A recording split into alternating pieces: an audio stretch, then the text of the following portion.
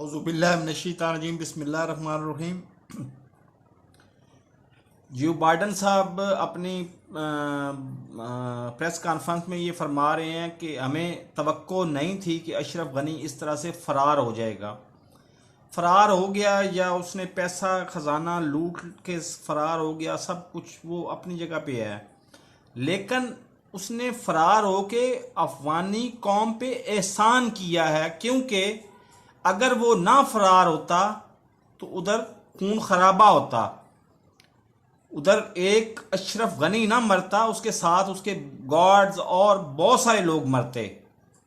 तो उसने खून खराबे से फरार होके तो अफगानी कौम को बचाया है। उसका बहुत बड़ा एहसान है, ये एहसान है उसका कि जी उसने कौम को खून खराबे से बचाया है।